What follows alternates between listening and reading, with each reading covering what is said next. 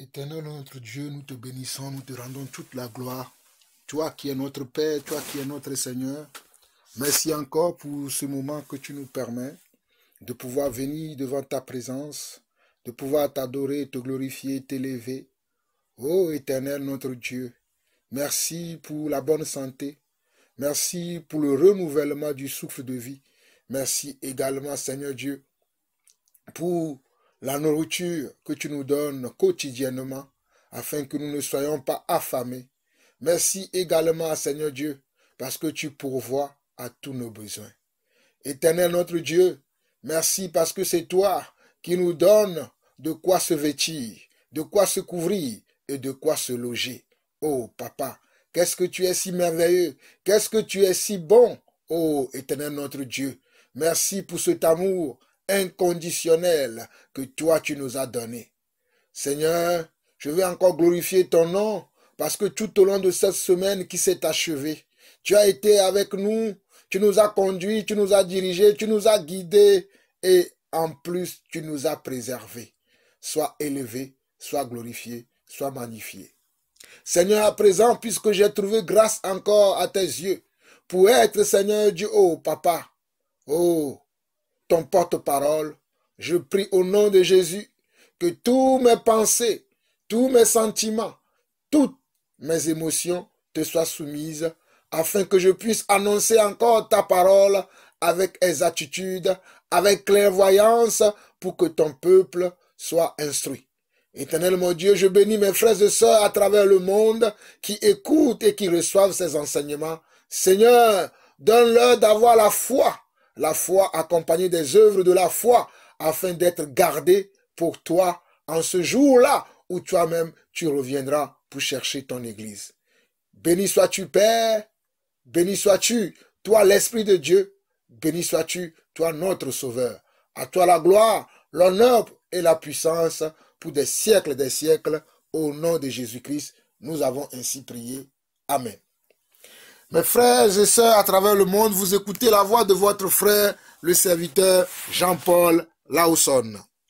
Nous avons démarré un enseignement il y a une semaine sur le salut.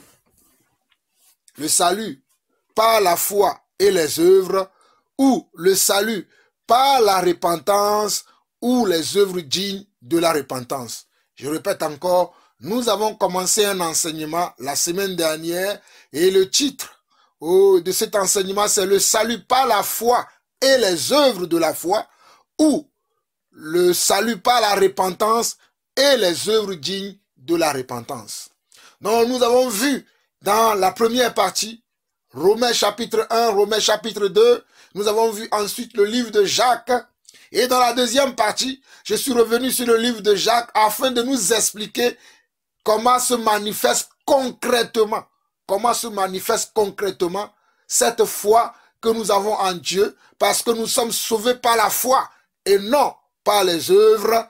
Nous sommes sauvés par la foi et non par les œuvres, mais cette foi se manifeste au travers des œuvres. Donc, je suis revenu dans la deuxième partie sur comment cette foi se manifeste dans notre quotidien de tous les jours, comment cette foi-là va se manifester. C'est ainsi que nous avons vu la vie de Noé, nous avons vu la vie d'Abraham, nous avons vu également la vie, oh alléluia, de la prostituée, et nous avons également vu le salut que le voleur a obtenu à la croix. Aujourd'hui, nous allons continuer, et comme je vous ai dit que beaucoup de ces soi-disant prédicateurs qui prêchent aujourd'hui ne prêchent pas exactement les Écritures comme cela doit être prêché, et ils utilisent les messages de Paul et ils disent des choses qui ne sont pas exactement vraies. Donc je vous ai dit que nous allons revenir sur le livre de Romains et sur les Écritures de Paul afin d'expliquer la pensée de Paul dans ce que Paul veut que nous comprenions par rapport à la foi et par rapport à la grâce. Donc nous allons continuer aujourd'hui dans le livre de Romains. Nous allons prendre Romains chapitre 3 et Romains chapitre 4 aujourd'hui. C'est ces deux chapitres-là que nous allons voir aujourd'hui. Et ensuite, nous verrons un dernier chapitre de la Bible, qui est le livre de Actes chapitre 4, pour expliquer encore davantage ce que nous allons voir aujourd'hui. Donc nous continuons aujourd'hui par Romains chapitre 3. Nous continuons par Romains chapitre 3. Alors nous allons commencer dans Romains chapitre 3. La Bible dit ceci. Quel est donc l'avantage des Juifs ou quelle est l'utilité de la circoncision? Il est grand de toute manière et tout d'abord en ce que les oracles de Dieu l'ont été confiés. Et quoi, si quelques-uns n'ont pas cru, leur incrédulité annulera-t-elle la fidélité de Dieu? Souvenez-vous que dans Romains chapitre 2 vers la fin, le verset 29 que nous avons vu dans la première partie, l'apôtre Paul nous faisait comprendre que le juif, ce n'est pas celui qui l'est intérieurement par sa piété, mais c'est celui qui l'est dans le cœur. Parce que dans Romains chapitre 2, le verset 29, Paul dira que le juif, ce n'est pas celui qui a les apparences. Ce n'est pas celui qui fait les choses pour que les gens remarquent qu'il fait telle chose ou telle chose ou telle chose. Ce n'est pas celui-là qui sera le juif véritable pour Dieu. Mais c'est celui que dans son cœur, il sait qu'il est un pécheur. Dans son cœur, il sait qu'il n'est pas juste. Dans son cœur, il a reconnu son état de pécheur et qu'il cherche maintenant la solution en Dieu. C'est celui-là qui sera le bon juif. C'est celui-là qui sera le vrai juif. Mais ce n'est le vrai juif.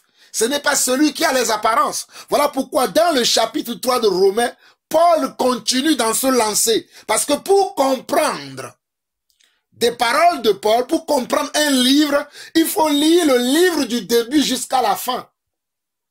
Mes chers frères et sœurs, j'aimerais aussi que vous compreniez cela. Parce que des fois, les gens vont chercher, ils vont piocher des versets et dans un autre contexte pour venir justifier leurs propos, pour venir justifier leur comportement, pour justifier leurs actes. Mais lorsque Paul a écrit le livre de Romains, il ne l'a pas écrit en chapitre, c'est une lettre, c'est une épître qu'il a envoyée aux Romains. Donc pour comprendre la pensée de Paul dans cette épître, il va falloir lire l'épître du début jusqu'à la fin. Voilà pourquoi je nous ai dit que nous allons étudier tout le livre de Romains. Je ne veux pas lire que quelques versets, quelques chapitres et bâtir sur ces chapitres-là ma théorie, ma foi, mais je vais prendre la globalité de tout le livre afin de comprendre quel est le message essentiel, quel est le message essentiel, quel est le message de la foi que Paul essaie de me transmettre ou de nous transmettre par ce livre-là. Quel est le message que Paul essaie de nous donner? Nous devons comprendre cela. Nous ne pouvons pas lire les livres à moitié, lire les chapitres à moitié, lire les versets à moitié et dire que nous comprenons la pensée de Paul. Parce que Paul, lorsqu'il parle, il est poussé par l'esprit afin de nous amener à comprendre la pensée de l'esprit. Donc pour comprendre la pensée de l'esprit, nous devons lire tout ce que Paul nous dit afin de comprendre qu'est-ce qu'il veut réellement nous dire. Alors nous continuons dans le chapitre 3. Il dit, quel est donc l'avantage des Juifs? Ou quelle est l'utilité de la circoncision? Il dit, qu'est-ce que les Juifs ont davantage que nous? Ou bien, quelle est l'utilité de la circoncision de la chair? Quelle est son utilité? Et il continue. Il est grand de toute manière et tout d'abord en ce que les oracles de Dieu leur ont été confiés. C'est-à-dire, les oracles de Dieu ont été confiés à qui? Ont été confiés aux Juifs, ont été confiés aux circoncis, ont été confiés à ceux-là qui sont Juifs. Les oracles de Dieu. Les oracles de Dieu, c'est la merveille de Dieu, la puissance de Dieu et toutes les choses que Dieu a pu faire dans ce monde. Là, d'abord, elle a été confiée d'abord aux Juifs premièrement. C'est à eux d'abord que la justice de Dieu s'est révélée. C'est à eux d'abord que l'amour de Dieu s'est révélé. C'est à eux d'abord que la puissance de Dieu s'est révélée. C'est aux circoncis, c'est aux Juifs selon la chair, à eux d'abord que tous les oracles de Dieu ont été d'abord révélés. C'est ce que Paul est en train de nous dire. C'est à eux d'abord. avant d'arriver à nous, c'est à eux premièrement que Dieu s'est révélé d'abord avant d'arriver jusqu'à nous. Et il continue au verset 4. Il dit, verset 3, il dit, et quoi donc? Si quelques-uns n'ont pas cru, leur incrédulité annulera-t-elle la fidélité de Dieu? Il dit, parmi ces juifs circoncis-là, parmi ces juifs et ces circoncis-là, il y a quelques-uns qui n'ont pas cru. Et maintenant, Paul dit que si parmi eux, il y a quelques-uns qui n'ont pas cru, est-ce que cela va annuler la fidélité de Dieu? Est-ce que cela va annuler l'amour de Dieu? Est-ce que cela va annuler le programme de Dieu? Est-ce que cela va annuler ce que Dieu a prévu dans sa volonté de faire? Est-ce que cela va l'annuler? Et il répond au verset 4, il dit, loin de là, que Dieu au contraire soit reconnu pour vrai et que tout homme menteur, selon qu'il est écrit, afin que tu sois trouvé juste dans tes paroles et que tu triomphes lorsqu'on te juge. Donc il dit, même s'il y a parmi les Juifs quelques-uns qui n'ont pas cru, quelques-uns qui se garent, qui s'éloignent de Dieu, cela ne va pas annuler le programme, le projet premier de Dieu, c'est de sauver le monde. Le projet de Dieu, c'est de sauver l'humanité. Il dit, cela ne va pas l'annuler. Et Paul continue, au verset 5, il dit, mais si notre injustice établit la justice de Dieu, que dirons-nous? Dieu est-il injuste quand il déchaîne sa colère? Je parle à la manière des hommes. Là, Paul il dit, je veux parler selon la manière des hommes. Il dit, mais si notre injustice, c'est-à-dire, moi qui dis que je vis par la foi, je suis sauvé par la foi. Il dit, si en moi, il y a une injustice, est-ce que cette injustice-là que je pratique, va-t-il annuler la colère de Dieu? Est-ce que cette injustice qui est en moi, va-t-il annuler la colère de Dieu? Il continue, verset 6, il dit, loin de là. Autrement, comment Dieu jugera-t-il le monde? Il dit, autrement, comment Dieu jugera-t-il le monde? Il dit, non, même mon injustice ne peut pas annuler comment le programme, la volonté, le dessein de Dieu.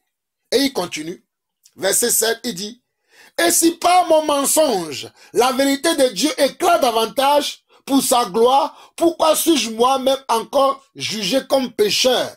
Il dit, et si par mon mensonge, parce que les gens pensent que Paul mentait à son époque, les gens pensent que par le mensonge, par nos mensonges, par notre vie de méchanceté, nous pouvons obtenir aussi nous pouvons arriver à la justice de Dieu. Voilà pourquoi Paul dit, et si par mon mensonge, la vérité de Dieu éclate davantage pour sa gloire, pourquoi suis-je moi-même encore jugé comme pécheur? Et pourquoi ne ferions-nous pas le mal? Et regardez le verset 8. Et il dit, et pourquoi ne ferons-nous pas le mal afin qu'il en arrive du bien? Pourquoi ne ferons-nous pas le mal? Puisque déjà même par le mensonge, la justice de Dieu arrive à se voir. La main de Dieu arrive à se voir. Les puissances de Dieu arrivent à se manifester. Donc, au verset 8, il dira, et pourquoi ne ferons-nous pas le mal afin qu'il en arrive du bien? Pourquoi je ne vais pas continuer à vivre dans le mal, à faire le mal, à faire ce qui est injuste, à faire ce qui est méchant? Faire le mal, c'est ce que cela veut dire. À faire des choses en dehors de Dieu afin qu'arrive comment? Le bien. Comme quelques-uns qui nous calomnient prétendent que nous le disons. Vous voyez? Regardez bien le verset 8. Paul dit, et pourquoi ne ferions-nous pas le mal afin qu'il en arrive du bien? Pourquoi ne ferions-nous pas le mal afin qu'il en arrive du bien, comme quelques-uns qui nous calomnient prétendent que nous le disons? La condamnation de ces gens est juste. Donc Paul veut dire que ne croyez pas que je dis que nous devons vivre dans le mal afin que vienne le bien. Parce que certains prétendent que c'est ce que nous disons quand nous disons que nous sommes sauvés par la foi et non par les œuvres. Quelques-uns pensent que nous pensions ou bien nous disons que nous pouvons vivre n'importe comment. C'est ce que Paul est en train de dire ici. Puisque Paul dit au verset 8, et pourquoi ne ferions-nous pas le mal afin qu'il en arrive du bien, comme quelques-uns qui nous calomnient, prétendent que nous le disions. Prétendent que nous le disons. La condamnation de ces gens est juste. Il dit, ces gens-là seront condamnés. Et leur condamnation sera juste. Parce que nous ne disons pas qu'en faisant le mal, le bien va en sortir de ce qui est mal. Ce n'est pas ce que nous disons. Ce n'est pas ça ce que nous disons. Ce n'est pas ça ce que nous prétendons. Nous ne prétendons pas dire que nous non pas le mal, le bien arrivera. Voici la pensée de Paul. Paul éclaircit sa pensée. Et il va continuer à dire, au verset 9, il va dire, quoi donc? Sommes-nous plus excellents? Nullement, car nous avons déjà prouvé que tous, juifs et grecs, sont tous sous l'empire du péché, selon qu'il est écrit, il n'y a point de juste, pas même un seul, nul n'est intelligent, nul ne cherche Dieu. Tous sont égarés, tous sont pervertis. Nous sommes arrivés jusqu'au verset 11. Paul va encore éclaircir sa pensée. Il va dire, quoi donc? Sommes-nous plus excellents? C'est-à-dire, est-ce que nous sommes plus excellents que les autres? Est-ce que nous qui faisons du bien, est-ce que nous qui marchons dans la volonté de Dieu, est-ce que nous qui fuyons le péché, est-ce que nous qui ne faisons plus certaines choses, est-ce que nous disons que par ces choses que nous faisons, nous sommes mieux que les autres? Paul dira que non, ce n'est pas ce que nous sommes en train de dire. Mes chers frères et sœurs, comprenez bien ces passages-là. Comprenez bien ce que je suis en train de dire là. Parce que certains pensent que c'est ce que nous disons. Mais nous ne disons pas que par nos comportements, par nos gestes, par nos actions, que nous sommes mieux que les autres. Non. Mais c'est là notre foi en Dieu qui nous pousse à avoir un style de vie qui corresponde à la foi que nous professons. Je répète encore ces mots. La foi que nous professons nous amène à avoir un style de vie.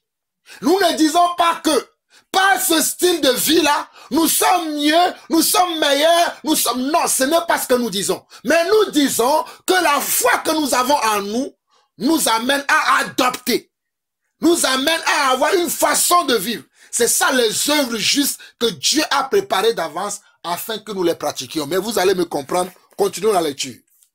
Verset 9, Paul dit, quoi donc? Sommes-nous plus excellents? Nullement, car nous avons déjà prouvé que nous avons déjà prouvé que tous, juifs et grecs, sont sous l'empire du péché.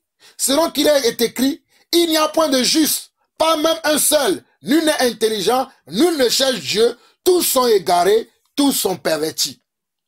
Voilà pourquoi à l'époque de Noé, malgré que Noé avait déjà la foi en lui, puisque nous avons vu dans Genèse chapitre 6, le verset 9, que la Bible dit que Noé était un homme juste.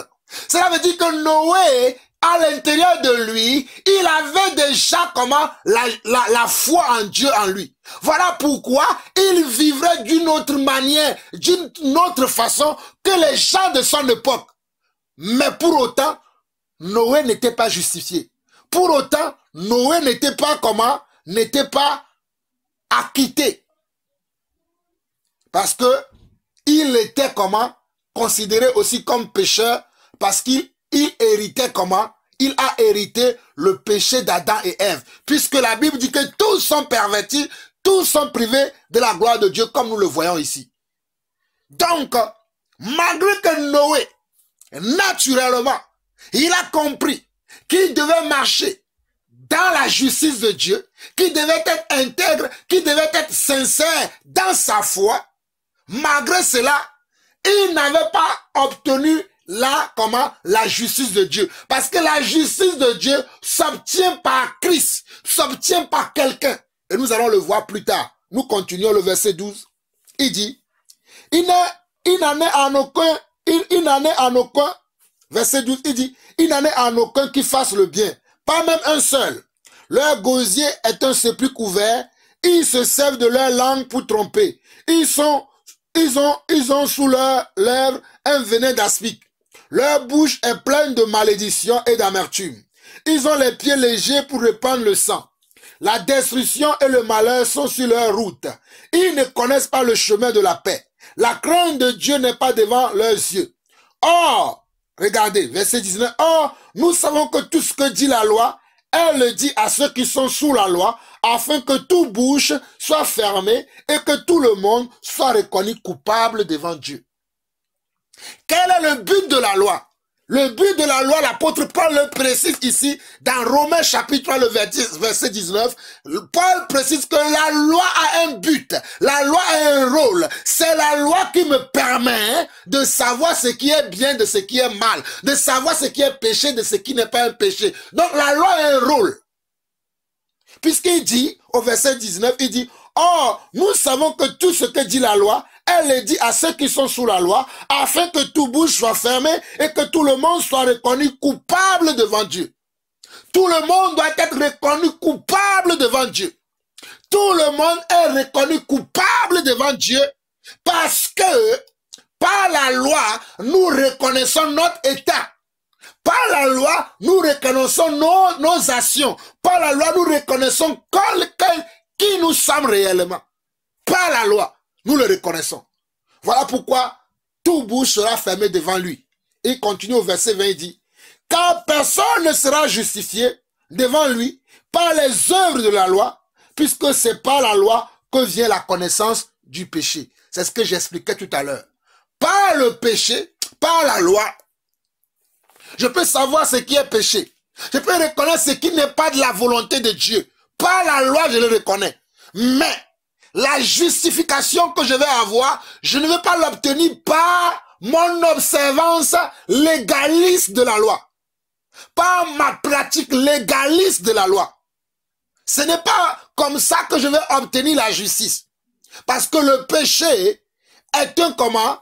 Est un précepteur, est un moyen pour que je puisse reconnaître ce qui me manque, pour que je puisse reconnaître ce que je dois avoir. Le péché a un rôle, la loi a un rôle à jouer pour me montrer qu'est-ce que j'ai besoin réellement.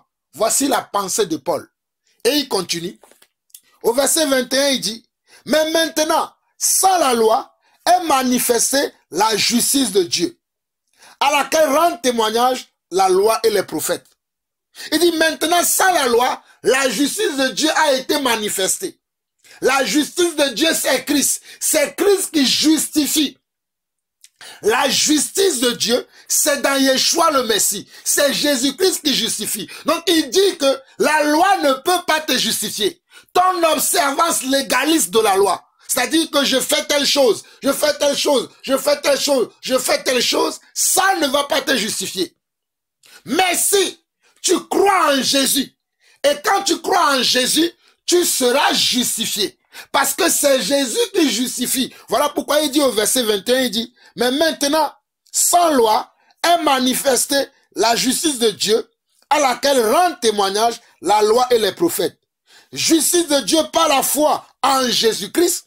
Justice de Dieu par la foi en Jésus-Christ. » Le verset 22 de Romains 3, il dit, « Justice de Dieu par la foi en Jésus-Christ. » Lorsque j'ai foi en Jésus-Christ, j'obtiens la justice de Dieu. J'obtiens le pardon de Dieu. J'obtiens la rémission de mes péchés. J'obtiens la rémission de mes fautes. J'obtiens comment?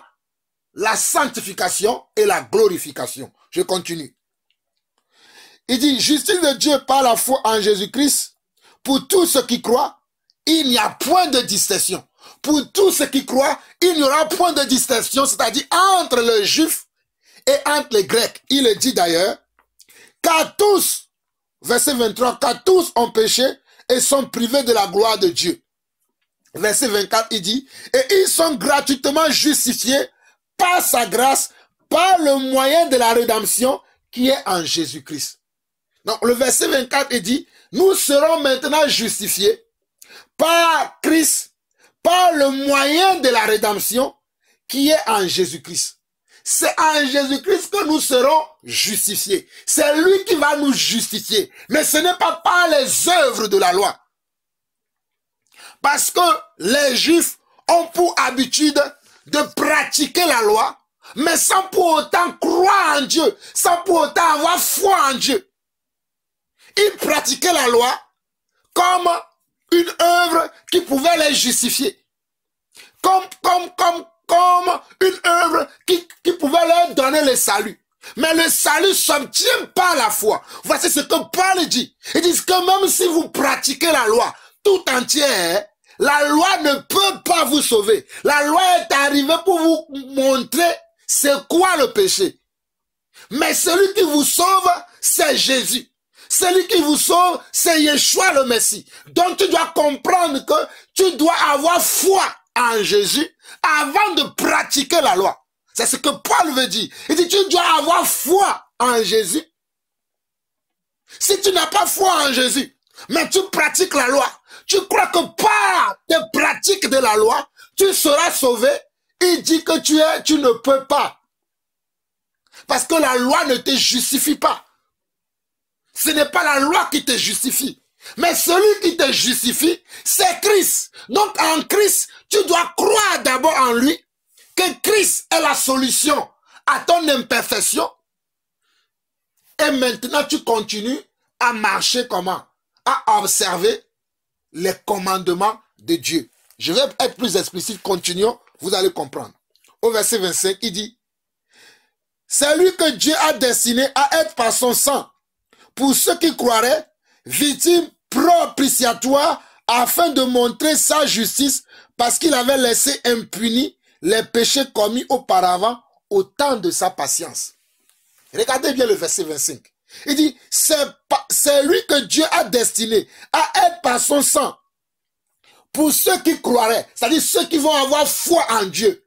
Croire veut dire avoir foi. Pour ceux qui croiraient, victime propitiatoire, afin de montrer sa justice. Donc ceux qui vont croire, ils vont obtenir la justice de Dieu par le Christ. Parce qu'il avait laissé impunis les péchés auparavant au temps de sa patience. Il montre ainsi sa justice dans le temps présent, de manière à être juste, tout en justifiant celui qui a la foi en Jésus. Il dit, tout en justifiant celui qui a la foi en Jésus. C'est celui qui a la foi en Jésus qui va être justifié. C'est celui qui a la foi en Jésus qui sera considéré comme un juste. Mais celui qui n'a pas foi en Jésus, mais qui continue de marcher dans la loi de Moïse, dans les lois, ne sera pas justifié. Parce que pour être justifié, il faut croire à la personne qui justifie. La personne qui, par son sang, nous justifie, c'est Jésus. Voici ce que Paul explique clairement.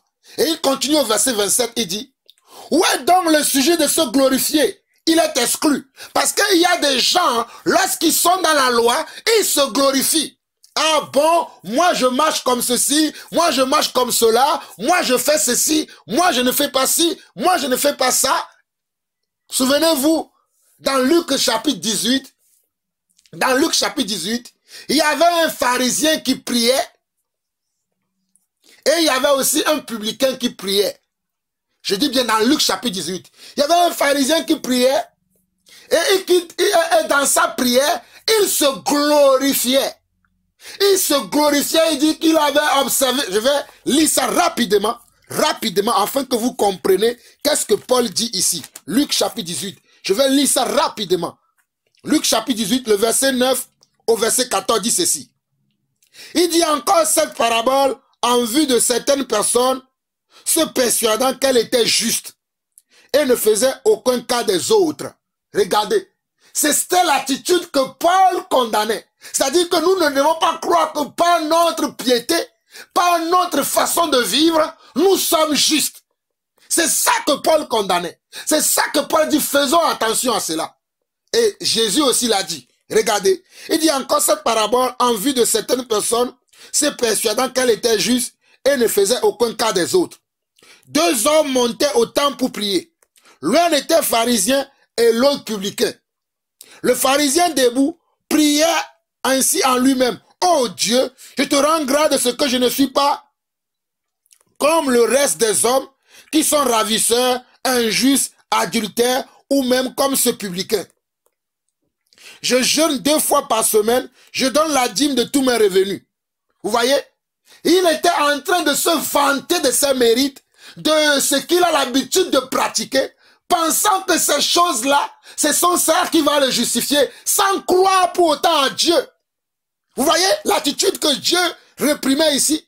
Il dit que le pharisien, au lieu de considérer celui qui juge, au lieu de considérer celui qui rend parfait, lui, il dit, comme moi je fais telle chose, comme moi je fais telle chose, je suis mieux que les autres. Je suis mieux que les autres parce que je fais telle chose, je fais telle chose, je fais telle chose, je fais telle chose. Et il est en train d'énumérer ce qu'il fait. Voilà pourquoi nous aussi nous disons que ceux qui croient que par les œuvres qu'il accomplit et non en Christ, parce que nous avons des œuvres à accomplir en Christ, c'est pour ça que nous aussi nous disons que ceux qui font des œuvres en dehors de Christ, et ils pensent qu'en faisant des œuvres, en faisant des bonnes actions, ils seront justifiés. Nous confirmons et nous disons aussi que vous ne serez pas justifiés. Vous ne serez pas sauvés. Parce que nous ne sommes sauvés par nos œuvres. Nous ne sommes pas sauvés par nos œuvres. Mais nous sommes sauvés par la foi en Dieu, accompagnés maintenant des œuvres qui justifient notre foi. Et maintenant, le verset 13 au verset 14, il dit ceci. De Luc 18, le publicain, se tenant à distance, n'osait même pas lever les yeux au ciel, mais il se frappait la poitrine en disant, « Oh Dieu, sois apaisé envers moi qui suis un pécheur. » Il dit, oh Dieu, sois apaisé envers moi qui suis un pécheur. Donc le publicain reconnaît son état d'imperfection, reconnaît son état de quelqu'un en qui il n'y a pas vraiment la vraie foi de Dieu, la vraie présence de Dieu, le vrai amour de Dieu. Il se reconnaît qu'il n'est pas hautain devant Dieu. Il ne se glorifiait pas devant Dieu pour dire, Dieu, je fais ceci, je fais cela. Non, il reconnaît son état. Et le verset 14, la Bible dit, je vous le dis, celui-ci descendit dans sa maison justifié. Celui-là, il avait la bonne attitude. Il dit, celui-ci descendit dans sa maison justifié plutôt que l'autre. Car quiconque s'élève sera abaissé et celui qui s'abaisse sera élevé. C'est la même chose que nous voyons chez le voleur à la croix. Nous avons vu ça dans la deuxième partie. Dans la deuxième partie de l'enseignement où je vous ai parlé à la fin du voleur à la croix, des voleurs à la croix, l'un des voleurs va dire à Jésus, puisque tu es le Fils de Dieu. Vous voyez l'attitude que Jésus condamne, puisque tu es le Fils de Dieu, puisque nous allons lire ça, c'est dans Luc chapitre 23, le verset 39, nous allons lire ça également avant de revenir vers Romains. Luc 23, le verset 39 à 43. L'un des malfaiteurs crucifiés l'injuriait, disait, n'es-tu pas le Christ? Sauve-nous toi-même, sauve-toi toi-même et sauve-nous.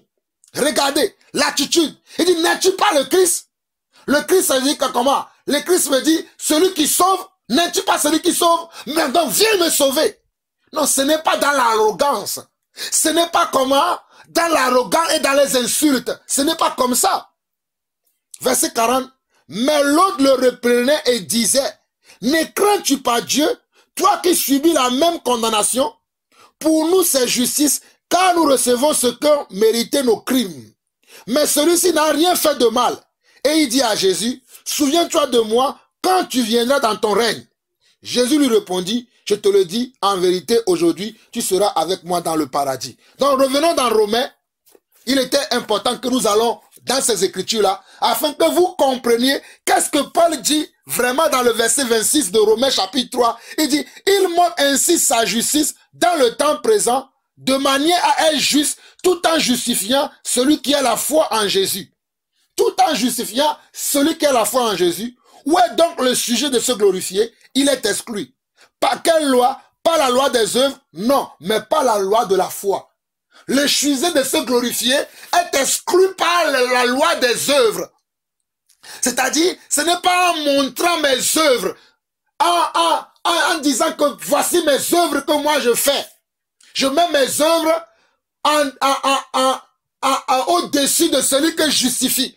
Je considère plus mes œuvres que la foi que j'ai en Dieu. Je ne serai pas justifié par ça.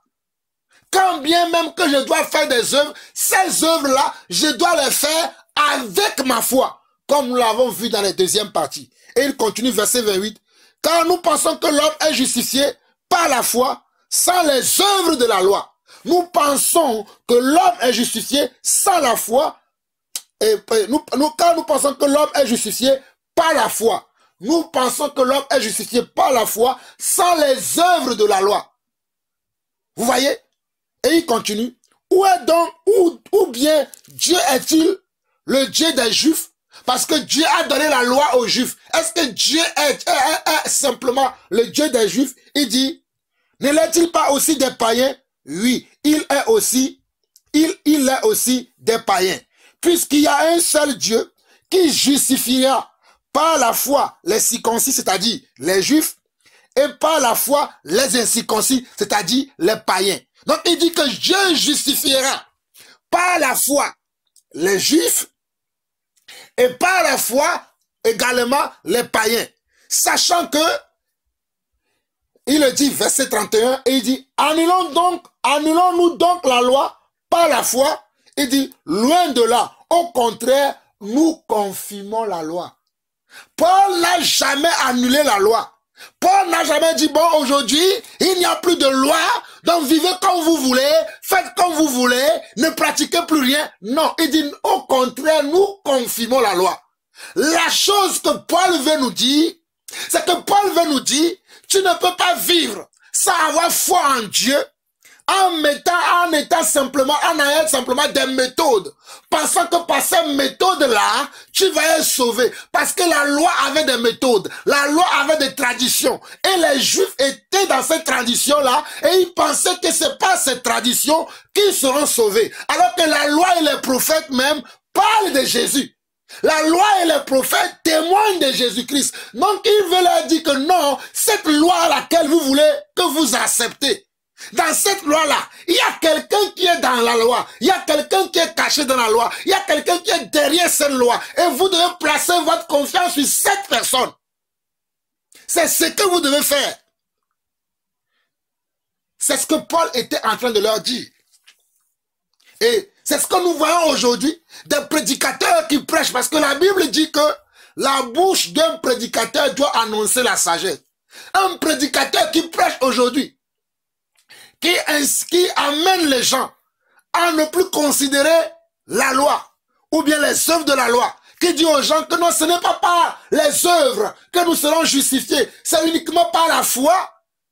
Les gens vont comprendre que aujourd'hui, je peux marcher comme je veux. J'ai d'ailleurs reçu beaucoup de témoignages des frères qui m'ont envoyé des messages, qui m'ont dit qu'ils ont connu des frères qui marchaient dans la vérité de Dieu, qui fuyaient le péché, qui respectaient leur engagement envers le Seigneur. Mais quand ils ont commencé à écouter ce genre de prédication, qui dit que non, ce n'est pas par les œuvres. Peu importe la manière dont tu vis, tu seras sauvé. Peu importe la manière dont tu marches, tu seras sauvé. Ils ont commencé à régresser, à ne plus craindre Dieu. Et maintenant, ils ont commencé à vivre comme si Dieu n'avait pas donné de commandements. Puisque Dieu lui-même dira que tu aimeras Dieu de tout ton cœur, de toute ton pensée et de toute ton âme, et tu aimeras ton prochain comme toi-même. Et Dieu dira que c'est de ces deux lois que toutes les autres lois qui sont dans la parole, tirent leur puissance, leur essence, et que on doit vivre comme ça. Vous voyez ce que Dieu dit? Donc au verset 31 de Romains chapitre 3, Paul dit, annulons-nous la loi. Annulons-nous donc la loi par la foi, loin de là, au contraire, nous confirmons la loi. Nous disons que la loi est bonne, car les œuvres de la loi nous amènent à savoir ce qui n'est pas bon et ce qui est bon. Donc nous confirmons la loi.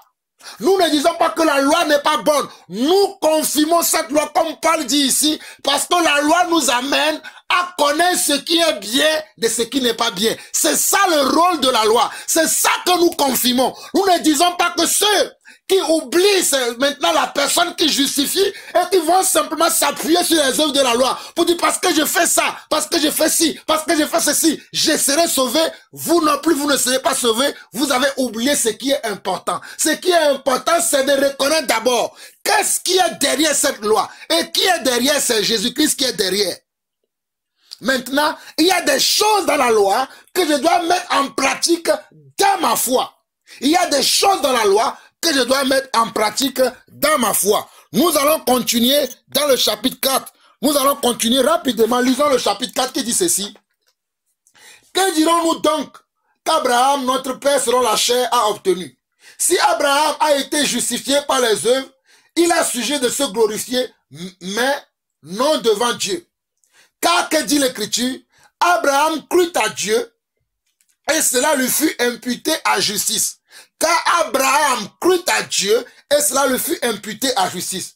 Or, à celui qui fait une œuvre, le salaire est imputé, non comme une grâce, mais comme une chose due. Je vais expliquer ce que je viens de lire. Il dit, que dirons-nous donc qu'Abraham, notre père selon la chair, a obtenu? Si Abraham a été justifié par les œuvres, il aura sujet de se glorifier, mais non devant Dieu. Car l'Écriture dit que Abraham crut à Dieu et cela lui fut imputé à justice. Donc, Abraham crut à Dieu veut dire Abraham a eu foi à Dieu et cela lui fut imputé à justice. Parce qu'avant qu'Abraham n'accomplisse les œuvres de sa foi, il a d'abord eu la foi dans le cœur. Il a d'abord cru en Dieu. Il a d'abord placé sa confiance en Dieu. C'est ça ce que Paul est en train de dire. Il a d'abord placé sa confiance en Dieu et non sur les œuvres qu'il va faire. Voici la pensée réelle de Paul. Il dit Abraham a d'abord placé sa confiance en Dieu et non sur les œuvres qu'il va accomplir après. Je continue verset 5. Et celui qui ne fait point d'œuvre, on va lire à partir du verset 4 pour qu'on puisse comprendre le verset 5. Or, à celui qui fait une œuvre, le salaire est imputé, non comme une grâce, mais comme une chose due. Et celui qui ne fait point d'œuvre, mais qui croit en celui qui justifie l'impie, sa foi lui est imputée à justice. De même, David exprime le bonheur de l'homme à qui Dieu impute la justice sans les œuvres. Il dit de même, David exprime le bonheur de l'homme à qui Dieu impute la justice sans les œuvres. Parce que dans les psaumes, David dit aussi ça. Et il répète la parole de David ici au verset 7 de Romains chapitre 4. Il dit, heureux ceux dont les iniquités sont pardonnées et dont les péchés sont couverts. Heureux l'homme à qui le Seigneur n'impute pas son péché. C'est ce que David a dit dans les psaumes. Et il continue, il dit, verset 9, ce bonheur n'est-il que pour les circoncis ou est-il également pour nous les incirconcis? Ce bonheur-là, est-ce que ce bonheur, quel bonheur? Le bonheur dans lequel Dieu ne va pas t'imputer tes péchés. C'est-à-dire, comme il dit, heureux ceux dont les iniquités sont pardonnées, ceux dont les péchés sont couverts. Est-ce que ce bonheur-là, c'est simplement la descendante d'Abraham? C'est simplement ceux ici de la promesse qui vont l'avoir, ou bien nous l'avons aussi. Et Paul éclaircit sa pensée, il continue, il dit verset 9, ce bonheur n'est-il que pour les circoncis ou est-il également pour les incirconcis? Car nous disons que la foi fut imputée à justice à Abraham. Il précise, il explique maintenant. Il dit, car nous disons que la foi fut imputée à justice à Abraham. Quand donc lui fut-elle imputée? Était-ce après ou avant sa circoncision? Est-ce que c'était avant ou après sa circoncision? Il n'était pas encore circoncis, il était incirconcis. Voilà, il précise. Verset 10 de Romains chapitre 4, je lis encore. Quand donc lui fut-elle imputée? Était-ce après ou avant sa circoncision? Il n'était pas encore circoncis, il était incirconcis.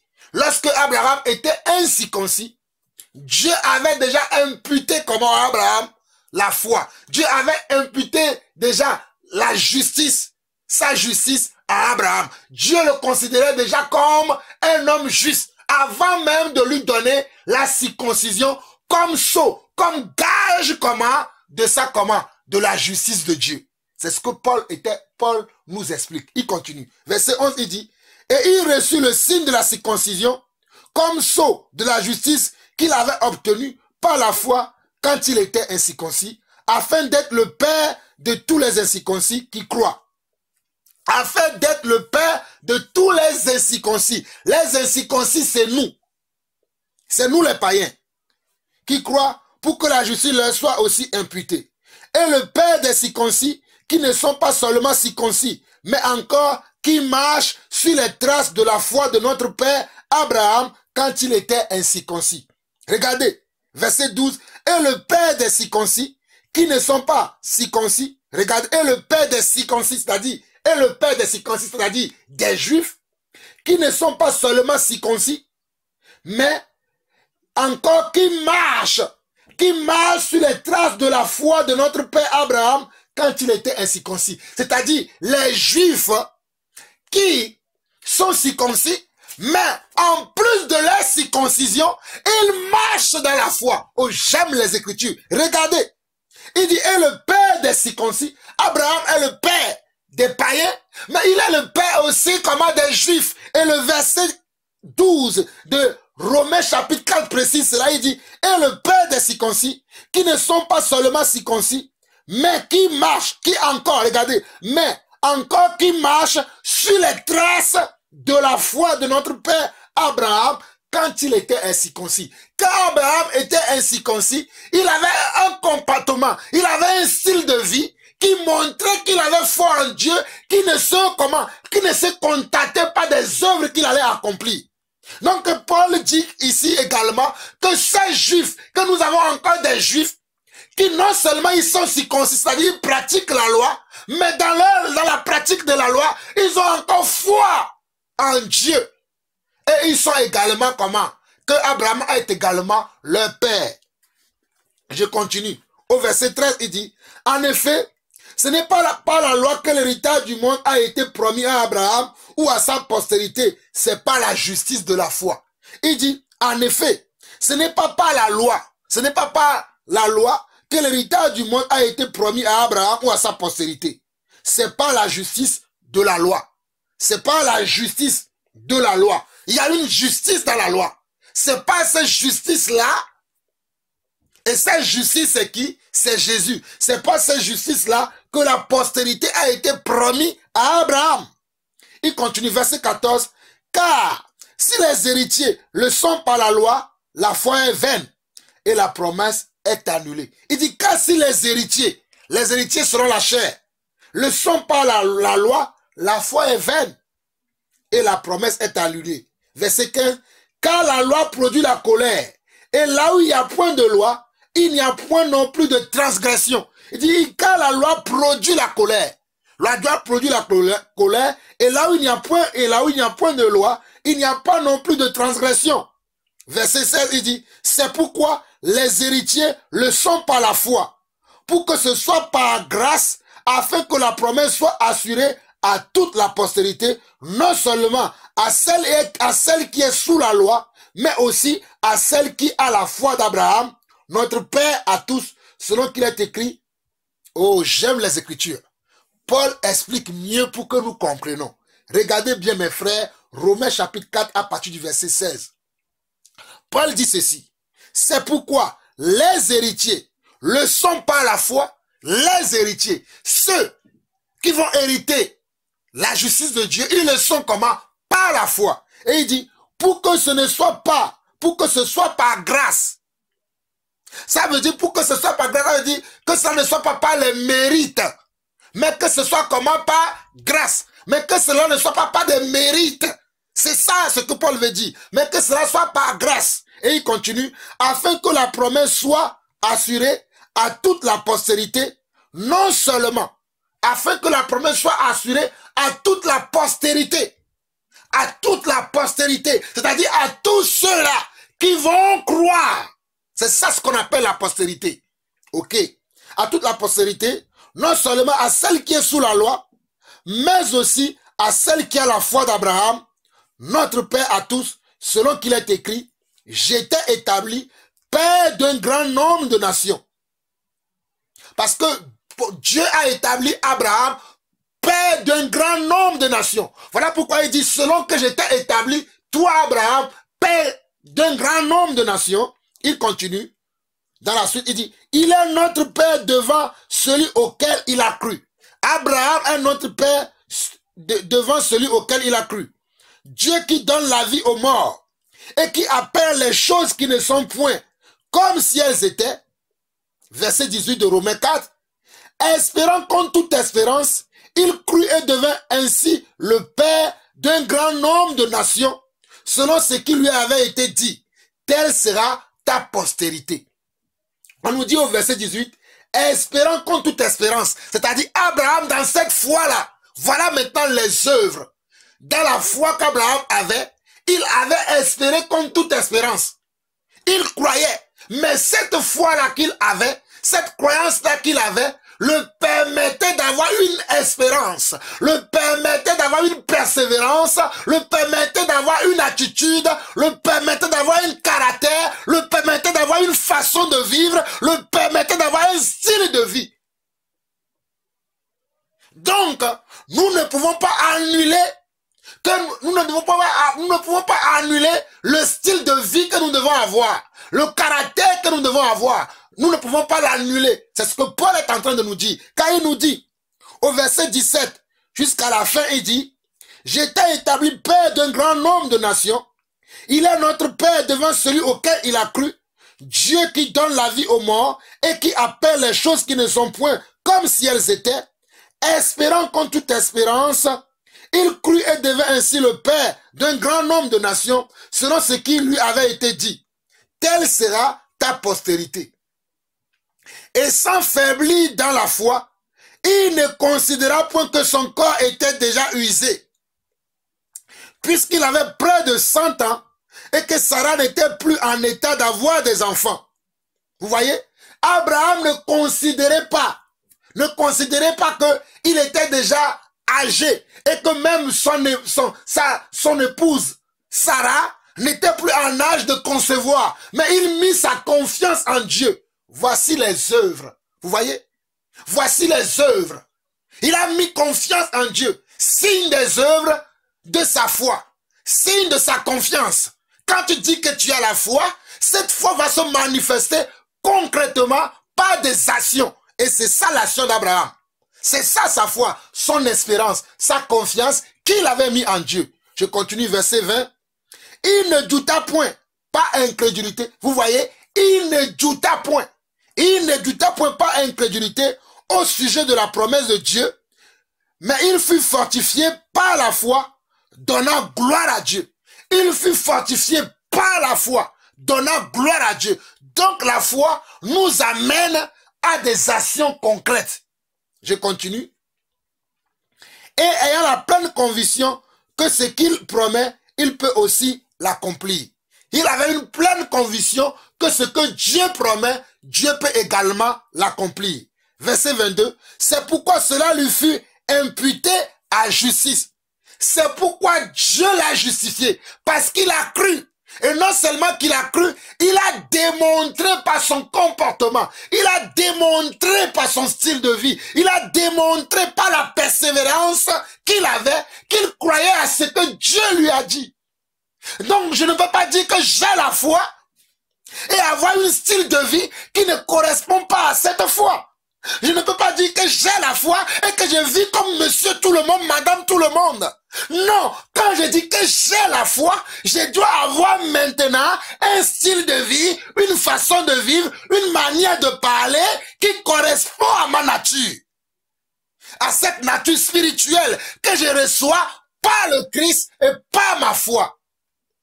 Verset 22 au verset 25, il dit, c'est pourquoi cela lui fut imputé à justice. Mais ce n'est pas à cause de lui seul qui est écrit que cela lui fut imputé. C'est encore à cause de nous, à qui cela sera imputé, à nous qui croyons en celui qui a ressuscité des morts, notre Seigneur, qui a été livré pour nos offenses et est ressuscité pour notre justification. Ce n'est pas simplement à cause de lui, mais à cause de nous aussi les païens qui croyons. Au verset 24 au verset 25, il dit quoi? On va lire du verset 23 au verset 25 rapidement. Il dit, mais ce n'est pas à cause de lui seul qu'il est écrit que cela lui fut imputé. Ce n'est pas qu'à cause d'Abraham seul, mais à cause de nous les païens aussi, qui croirions, ou bien qui croyons en Jésus. Il dit, c'est pourquoi, verset 24, c'est encore à cause de nous, à qui cela sera imputé, à nous qui croyons en celui qui a ressuscité des morts, Jésus notre Seigneur. Mais comment nous le croyons? Mais parce que nous avons foi aux paroles de Jésus, parce que nous avons foi au style de vie de Jésus, parce que nous avons foi à ce que Jésus a fait pour nous, parce que nous le reconnaissons tel qu'il est notre Seigneur et notre Sauveur. Nous le reconnaissons que c'est lui qui nous donne la foi et nous marchons selon ses commandements. Nous marchons selon ses promesses. Nous marchons selon ce qu'il nous a dit lorsqu'il était sur terre. Voici la pensée de Paul réellement. C'est encore à cause de nous, verset 24 au verset 25, c'est encore à cause de nous à qui cela sera imputé, à nous qui croyons en lui, qui a ressuscité des morts Jésus notre Seigneur, qui a été livré pour nos offenses et est ressuscité pour notre justification. Pour finir, nous allons aller voir Actes chapitre 4. Actes chapitre 4 pour finir aujourd'hui cette troisième partie. Actes chapitre 4, nous sommes en train d'expliciter la pensée de Paul dans les Écritures. Donc dans Actes chapitre 3 plutôt, pas chapitre 4, Actes chapitre 3, nous allons lire ça rapidement. Actes chapitre 3, commençons la lecture des Écritures. Actes chapitre 3. Pierre et Jean montaient ensemble au temple. À l'heure de la prière, c'était la 9e heure. Il y avait un homme boiteux de naissance qu'on portait et qu'on plaçait tous les jours à la porte du temple, après la belle, pour qu'il demande l'aumône à ceux qui entraient dans le temple. Cet homme, voyant Pierre et Jean qui allaient y entrer, leur demanda l'aumône. Regardez, Pierre et Jean montaient au temple. Mais il y avait un homme boiteux de naissance qui était à l'entrée du temple, qui demandait l'aumône à ceux qui entraient dans le temple. C'est ce que faisait comment le boiteux. Pierre et Jean allaient rentrer dans le temple. Ok. Verset 3. C'est en voyant Pierre et Jean qui allaient y entrer, leur demandant l'aumône. Pierre de même que Jean, c'est-à-dire Pierre de même que Jean, les deux. Pierre de même que Jean, c'est-à-dire Pierre de même que Jean, les deux personnes, Pierre et Jean, fixa les yeux sur lui et dit, regarde-nous. Verset 5, et il les regardait attentivement, s'attendant à recevoir d'eux quelque chose. Cet homme-là, lorsqu'il a demandé l'aumône à Pierre et Jean se sont retournés vers lui, fixant les regards sur lui, et il leur dit, regarde-nous. Ok, verset 6. Alors Pierre lui dit, je n'ai ni argent, ni or. Alors Pierre lui dit, je n'ai ni argent, ni or, mais ce que j'ai, je te le donne. Au nom de Jésus-Christ de Nazareth, lève-toi et marche. Au nom de Jésus-Christ de Nazareth, lève-toi et marche. Et le prenant par la main droite, il le fit lever. Au même instant, ses pieds et ses chevilles devinrent fermes. D'un saut, il fut debout et il se mit à marcher. Il entra avec eux dans le temple, marchant, sautant et louant Dieu. Regardez ce qui s'est passé. Pierre et Jean qui est monté au temple, ils vont trouver ce boiteux devant le temple qui demande l'aumône, et ce boiteux va leur demander de l'aumône, mais Pierre et Jean, ils vont dire, nous n'avons pas des pièces à te donner, mais ce que nous avons à te donner, c'est que lisons ce qu'ils disent. Au verset 6, alors Pierre lui dit, je n'ai ni argent ni or, mais ce que j'ai je te le donne. Au nom de Jésus-Christ de Nazareth, lève-toi et marche. Ça dit, je te transfère la foi. Je te transfère la confiance que j'ai en Christ. C'est ça que moi je veux te donner. Et il continue, verset 7. Et le prenant par la main droite, il le fit lever. Au même instant, ses pieds et ses chevilles devinrent fermes. D'un saut, il fut debout, il se mit à marcher, il entra avec eux dans le temple, marchant, sautant et louant Dieu. Tout le monde le vit marchant et louant Dieu. Il reconnaissait que c'était celui qui était assis à la belle porte du temple, pour demander l'aumône. Et il fut rempli d'étonnement et de surprise au sujet de ce qui lui était arrivé. Mes chers frères et sœurs, regardez bien. Les gens, les Juifs, ou bien les Israéliens, étaient étonnés de voir que ce boiteux-là a commencé maintenant à marcher. Verset 10 de Acte 3 dit, il reconnaissait que c'était celui qui était assis à la belle porte du temple pour demander l'aumône. Et il fut rempli d'étonnement et de surprise au sujet de ce qui lui était arrivé. Comme il ne quittait pas Pierre et Jean, tout le peuple étonné accourut vers eux au portique et dit, de Salomon. Les gens accourus vers Pierre et Jean parce qu'ils étaient étonnés de voir ce qui s'est passé. Ils ne comprenaient pas ça. Ils étaient dans l'étonnement, dans l'admiration. Voici une œuvre de la foi. Pierre et Jean n'ont pas dit simplement nous croyons, c'est bon. Mais comme ils y croient, ils ont manifesté leur foi devant les hommes. Ils ont manifesté cette foi-là, qui croient en Christ. C'est qu'il y a une œuvre de leur foi. Je continue au verset 12. Pierre, voyant cela, dit au peuple, hommes israélites, pourquoi vous étonnez-vous de cela? Il dit, pourquoi vous étonnez-vous? Pourquoi êtes-vous dans l'étonnement? Pourquoi vous ne comprenez pas ce qui se passe? Et il va leur expliquer. Pourquoi avez-vous les regards fixés sur nous? Comme si c'était par notre pure puissance ou par notre piété que nous avons fait marcher cet homme. Il dit, pourquoi pensez-vous que ce n'est pas notre propre force? Ce n'est pas notre propre piété. C'est pas nous-mêmes. C'est pas notre ego que nous avons fait cela. Parce que nous avons raté le salut par rapport à notre égoïsme. Nous avons raté la puissance de Dieu, les merveilles de Dieu par notre égoïsme. Si nous pensons que c'est pas nous-mêmes, si nous pensons que c'est pas nous-mêmes que nous puissions faire quelque chose, nous allons perdre comment le salut.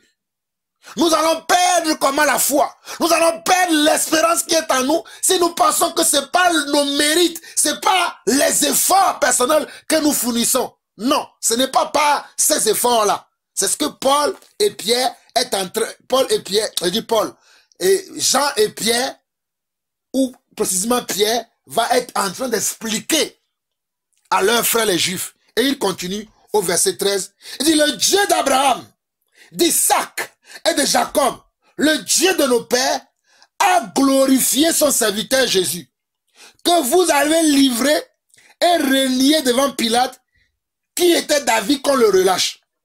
Vous avez renié le saint et le juste. Vous avez renié le saint et le juste. Vous avez renié le saint et la personne qui justifie.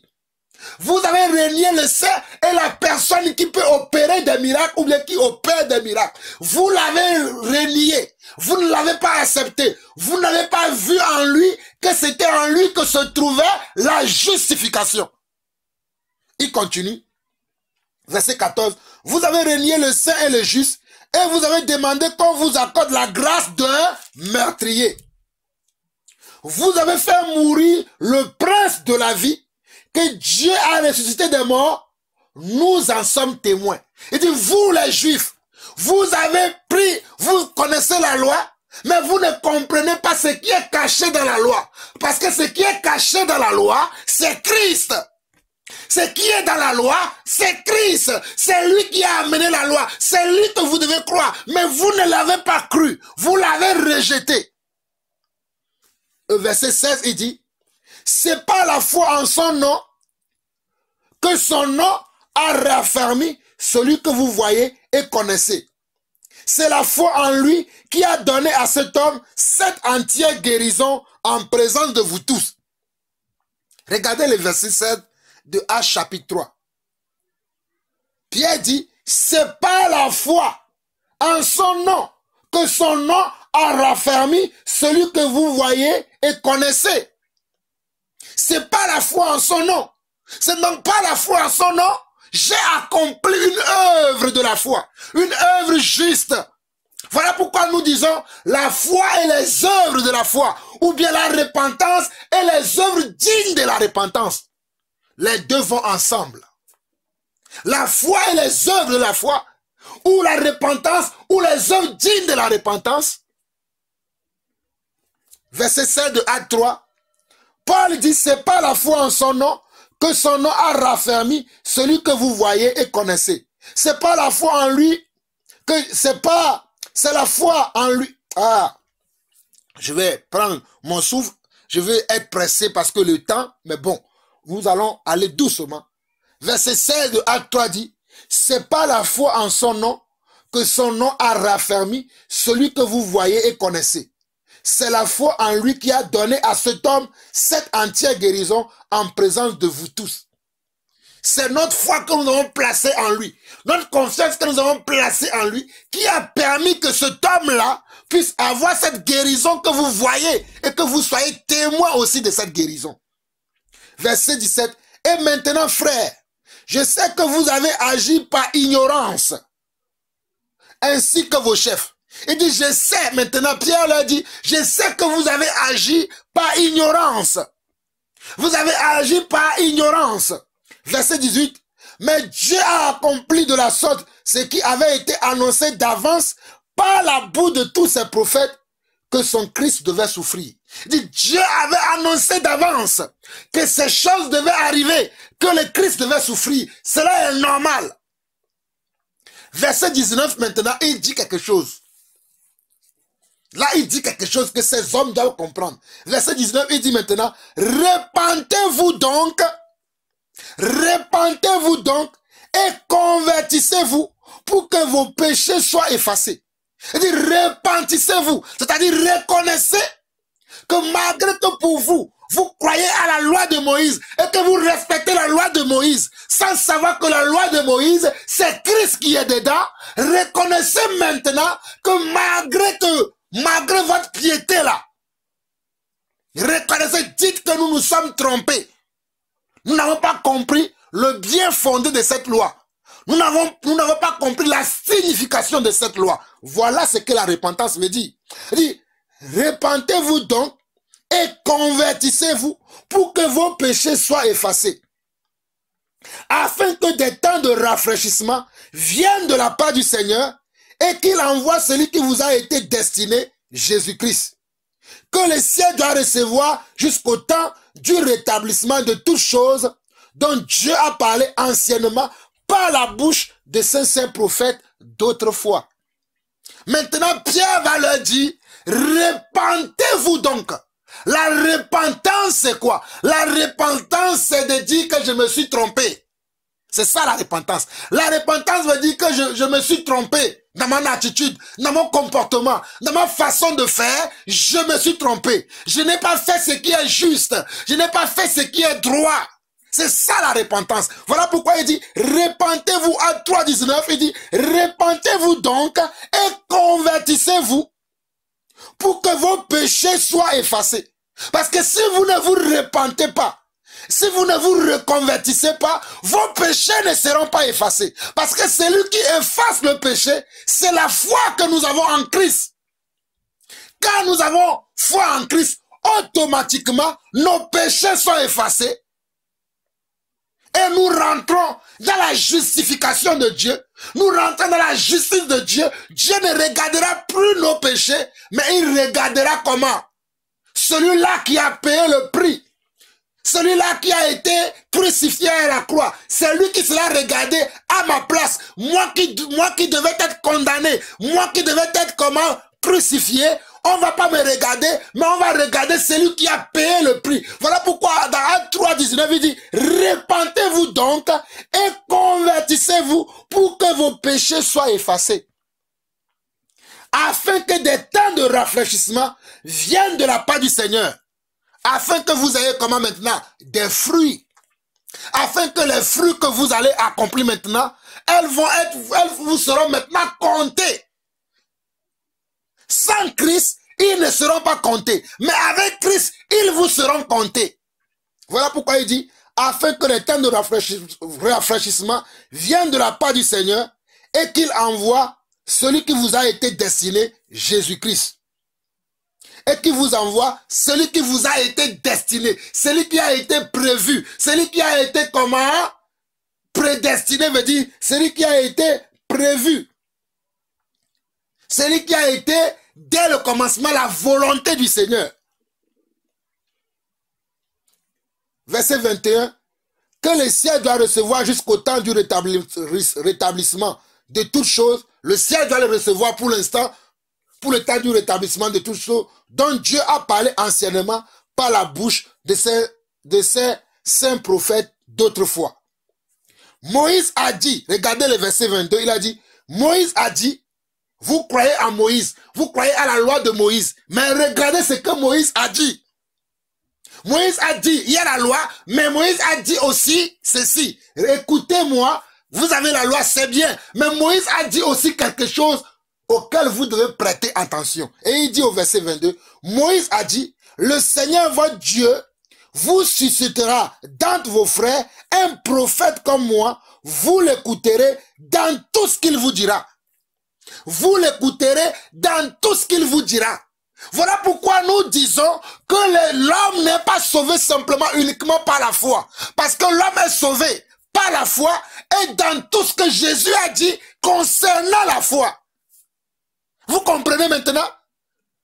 Parce que Jésus a dit aussi des choses qui concernent la foi. Il a dit par exemple aux disciples que si vous m'aimez, gardez comment mes commandements.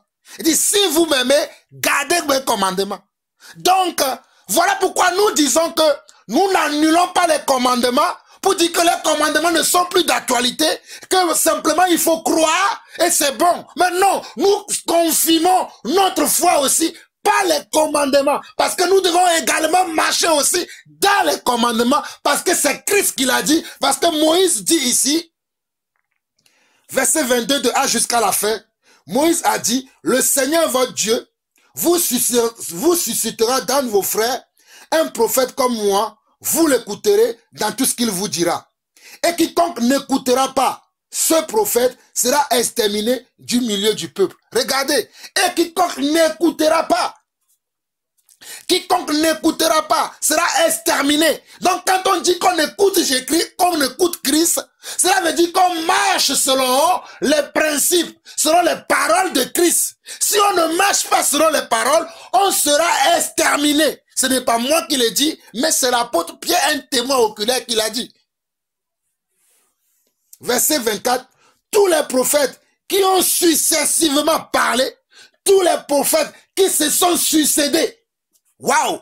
Les Écritures sont claires. Il dit, tous les prophètes qui ont successivement parlé, depuis Samuel, parce que Samuel était le premier prophète, il dit, depuis Samuel, ont aussi annoncé ces jours-là. Vous êtes les fils des prophètes et de l'alliance que Dieu a traitée avec notre père en disant, Abraham. Notre père qui? Abraham. Il dit, verset 25, il dit, vous êtes les fils des prophètes et de l'alliance que Dieu a traitée avec notre père, avec nos pères, en disant à Abraham, toutes les familles de la terre seront bénies en ta postérité. Toutes les familles de la terre seront bénies en ta postérité. C'est à vous premièrement que Dieu, ayant suscité son serviteur, l'a envoyé pour vous bénir en détournant chacun de vous de ses iniquités. Regardez, verset 26 de Actes, chapitre 3, il dit, c'est à vous premièrement. Avant que cela n'arrive chez nous les païens, Pierre s'adressant à ses frères juifs, il dit, c'est à vous premièrement que Dieu, ayant suscité son serviteur, le Christ, l'a envoyé pour vous bénir. Et c'est quelle sorte de bénédiction? En détournant chacun de vous de ses iniquités. C'est-à-dire, si tu acceptes le Christ, si tu reçois le Christ, si tu acceptes que le Christ vient pour toi, il va comment? Il va te détourner de tes iniquités. Les iniquités sont censées te donner la mort. Les iniquités sont censées te donner la mort éternelle. Mais si tu acceptes le Christ, si tu acceptes sa parole, si tu acceptes sa vision, si tu acceptes sa façon de faire les choses, si tu acceptes ce qu'il dit, tu seras détourné de tes iniquités. Vous comprenez maintenant le message? Tu dois accepter maintenant le Christ, que c'est lui, que par lui que tu as le pardon des péchés. C'est par lui que tu reçois le salut. C'est par lui que tu reçois la guérison. C'est par lui que tu reçois la délivrance éternelle. Si tu l'acceptes, alors il te détournera de la mort que tu devais subir. Il te détournera des conséquences des péchés que tu devais subir. Il te détournera comment? De la privation de Dieu que tu devais subir si tu l'acceptes. Mais comment l'accepter? L'accepter veut dire que je dois marcher dans ses commandements. Je dois pratiquer sa parole. Je dois marcher comme lui. Je dois l'avoir comme mon modèle. Je ne peux plus continuer à vivre dans l'égarement. Je ne peux plus continuer à me dire que parce que moi je fais ci, parce que moi je fais ça. Mais maintenant, toute œuvre que je dois faire, je dois le faire en Christ. Voilà pourquoi Paul dira, quoi que vous fassiez, faites-le maintenant. Comment? Au nom du Seigneur. Quoi que vous fassiez, faites-le maintenant au nom du Seigneur. Ne le faites plus à vos propres noms personnels, à votre ego personnel, mais faites tout maintenant en Christ. Et nous savons également que Dieu, ce Dieu-là, va produire en nous le vouloir et le faire pour sa gloire. Nous savons maintenant que Dieu là va produire en nous le vouloir et le faire pour sa gloire. Il ne peut pas nous laisser maintenant continuer à marcher dans le péché, à marcher dans l'arrogance, à marcher dans les bassesses, à marcher dans l'égoïsme, à marcher dans la contradiction, dans l'hypocrisie. Mais il va comment nous conscientiser maintenant. Voilà pourquoi Ephésiens 2 va dire que c'est par grâce que vous êtes sauvés par le moyen de la foi, mais que Dieu nous a aimés, qu'il a préparé des œuvres, comment? Des œuvres dignes et justes de la foi, afin que nous les pratiquions, et que cela ne vient pas de nous, mais il vient de celui qui nous a appelés, celui qui nous justifie. Alors, ceux qui croient que, même parce qu'ils sont sauvés, comme ils sont sauvés, ils n'ont plus besoin d'accomplir des œuvres. Les œuvres sont encore d'actualité, car Paul dira que nous n'annulons pas la loi. Mais il explique maintenant cette loi-là, comment tu dois le faire. Tu ne dois pas le faire en disant que ce n'est pas tes mérites, mais tu dois le faire pour justifier ta foi. Tu dois le faire pour démontrer ta foi. Tu dois le faire pour prouver ta foi. Pour que tu aies une preuve que je suis justifié et que je suis sauvé. Que celui qui a des oreilles pour entendre, entende ce que nous disons et ce que nous prêchons à l'église du Seigneur. Père éternel, notre Dieu, notre Père, nous te bénissons encore pour cette troisième partie de l'enseignement sur le salut par la foi et les œuvres de la foi, ou le salut par la repentance et les œuvres dignes de la repentance.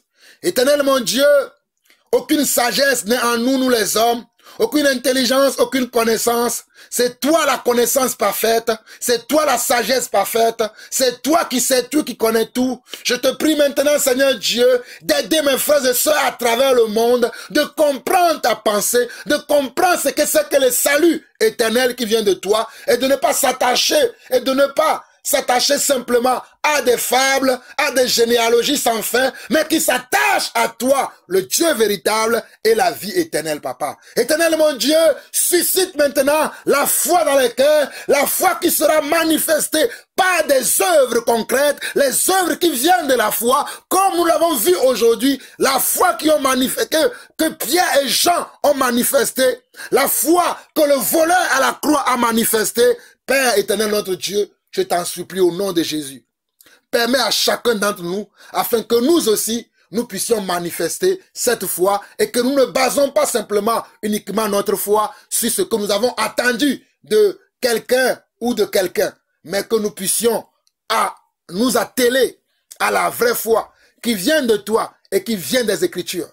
Éternel mon Dieu, pardonne encore notre manque d'ignorance, pardonne encore notre manque de consécration, pardonne encore notre ignorance, Papa. L'ignorance tue.